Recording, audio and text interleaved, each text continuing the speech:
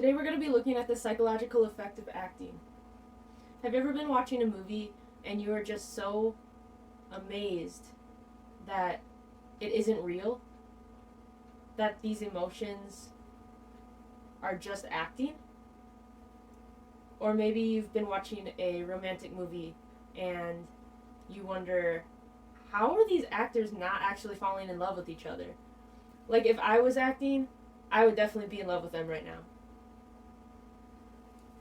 So we're going to look at how is acting related to psychology.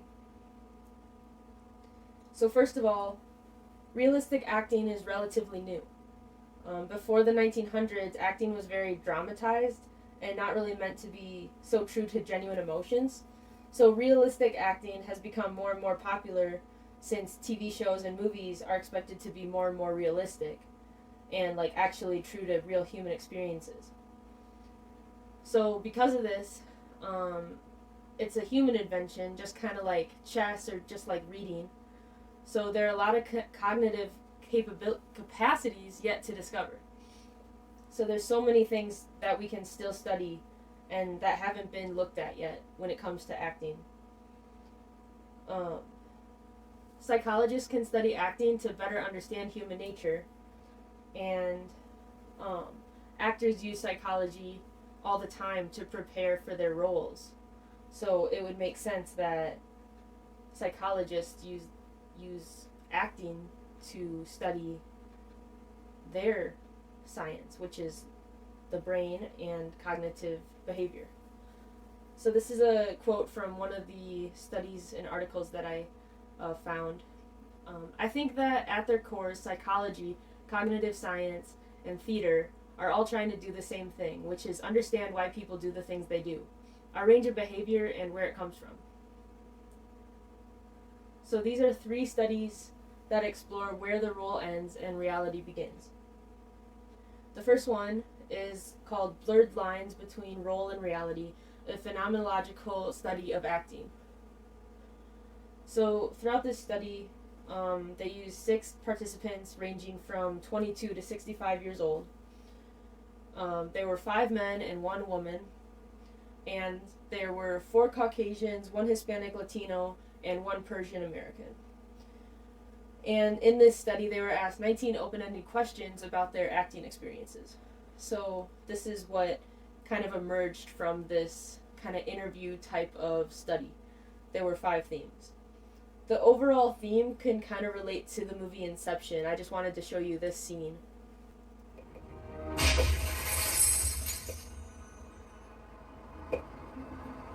Very impressive.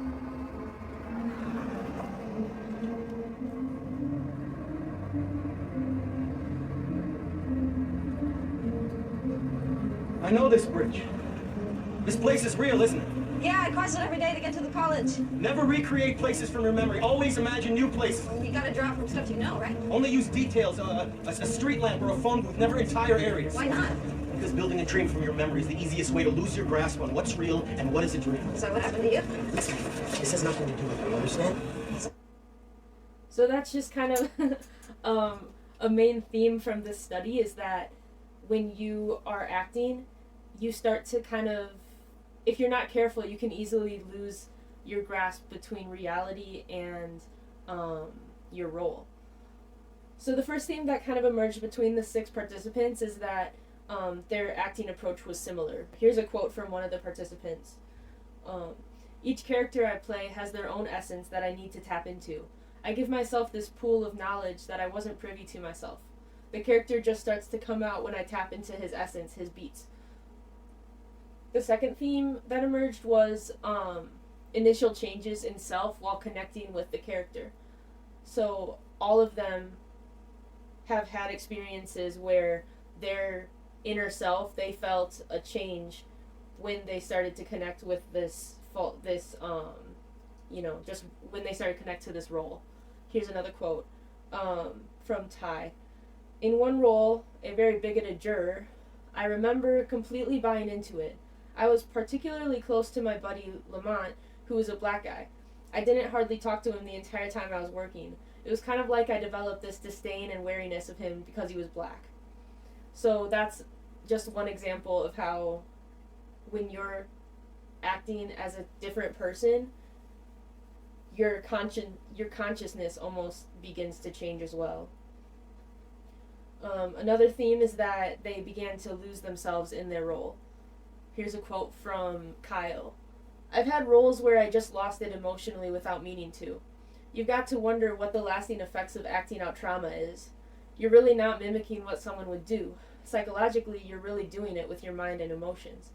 So, one thing that they talked about was that the brain almost can't tell the difference between acting and true emotion. Like, the brain has a hard time distinguishing the difference.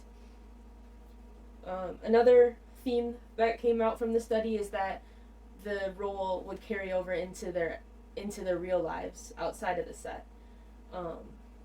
Here's a quote from Janie. Yes, the roles have an effect. Right now I'm playing a woman who's very, very angry and having a difficult time in life. I see myself being short-tempered and angry on set. When I go home, I'm like, why did I behave that way? And then the fifth and last theme is that the romantic involvements on set, they start falling for the character, but not really the person. So there was a reoccurring theme that each of them have experienced where they would like kind of fall in love with their fellow cast, but then they would realize that they're not really in love with that person, they were more in love with the character that person was playing. So here's a quote from Arthur. In my younger years, I often fell for somebody on set. I always wondered if you're getting to know them as the person who they really are, or the character they're playing more intimately. It's a very difficult blurred line. You get clouded by the fantasy of the work you're in. You later wonder, who are they really? So I thought that was really interesting. I definitely think I would struggle with that if I were an actor. I don't know if I'd be able to keep my feelings separate from my character's feelings.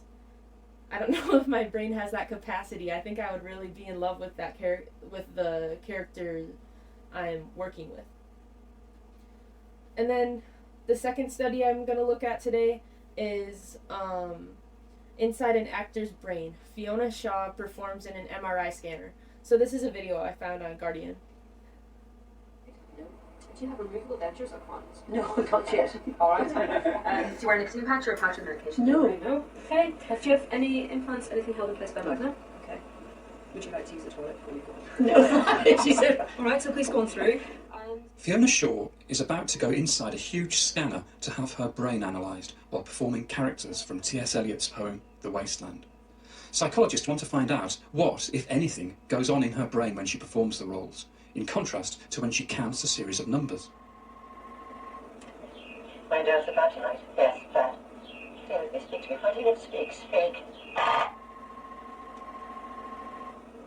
What are you thinking of? What? Thinking what? I never know what you're thinking. Think.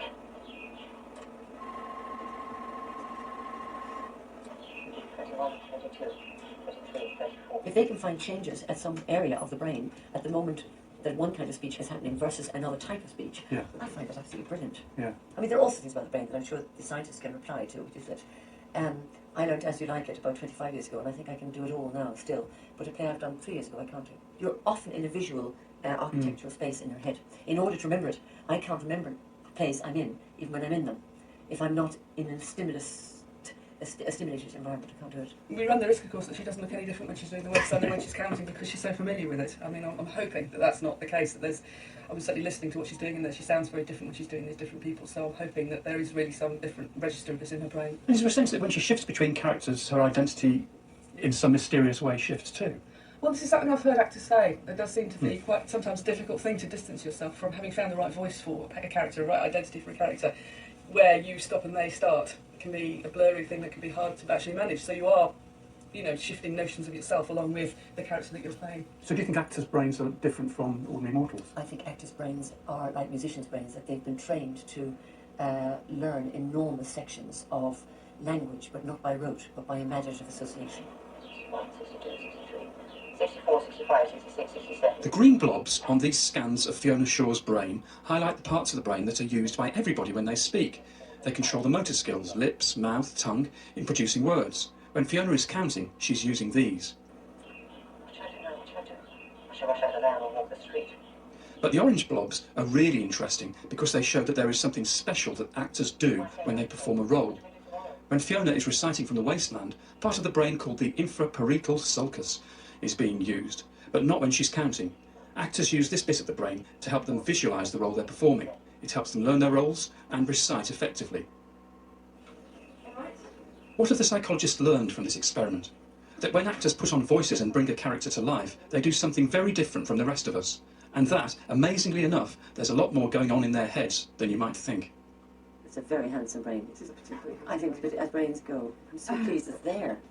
Everybody needs to be from now on. I'd like to do it while they're in a brain scanner, just to see what it looks like. You know, I've been in a brain I've scanner. been in this brain scanner. Yeah. So you've enjoyed it, though. I've enjoyed it very much. Yeah. Good. Thanks very much. Thank you. Yes. And then the third study we're going to look at is the Neuroscience of Romeo and Juliet, an MRI study of acting. So in this study, it was the first neuroimaging study of dramatic role-playing. And instead of reciting lines like Fiona Shaw just did in the last study, the actors answered a series of questions. So first they answered the questions as themselves, then they answered as a close friend, and then they answered as themselves again, but in a British accent, and then finally they answered as Romeo or Juliet. And so here were the results of the study. They found deactivation in the cortical midline network of the frontal lobe, resulting in a loss of self. So the part of the brain that is associated with yourself and your sense of self was deactivated when they were doing when they were doing the accent, when they were doing the being a closer friend, and when they're also being Romeo or Juliet. And they also found a major increase in activity of the precuneus? I'm sorry, I don't really know how to say that word. But that's the part of the brain associated with episodic memory and visuospatial processing. So that kind of shows that they're really using, when they're answering the questions not as themselves, they're using their memory and other, they're visually processing their thoughts are their thoughts are different than how they would answer when they're just answering as themselves. So now I want us to give it a try. I wanted us to try an acting exercise. So sense memory is about recreating a memory or object using your senses. So this is different from emotional memory because emotional memory can't really create those emotions authentically, but using your senses will authentically create, conjure up an emotion. Sorry, I'm not explaining it well. Remembering being sad, for example, won't make you feel sad, but remembering a time when you felt sad and remembering all those senses will. So that's kind of what this exercise is. So it's not just going to be remembering a time you were sad, it's remembering all the senses associated with that moment, and that will conjure up that genuine emotion. So I just want us to take a few minutes with this exercise. I'll explain how it goes, and then you can pause the video and try it out for yourself. So first you have to think of an emotion you want to convey. Once you find that emotion, you need to think of a specific time when you felt it. Once you think of a specific time, you start to remember the sounds that were around you in that moment. And then you start to recall the sights. Next, you recall the touch, and then the smell, and then if there was any taste associated with it, you remember the taste, and so on, and that will presumably create that emotion in you. You might not feel it as strongly as you felt it originally, but it should still bring it up to you organically. So yeah, just pause the video, take a few minutes, and try out this exercise. And then I'm wondering, so how do you feel after doing that exercise? I think for me, when I did it, it was kind of cool. It really does affect your brain. Acting isn't just saying lines, or acting isn't just thinking about being an emotion and then being it or pretending. Acting really has a powerful psychological effect on the brain. It's really incredible. And there's still so much to learn, and so much to discover with the correlation between acting and psychology. So thank you so much. I hope you learned a little something, and here are my sources.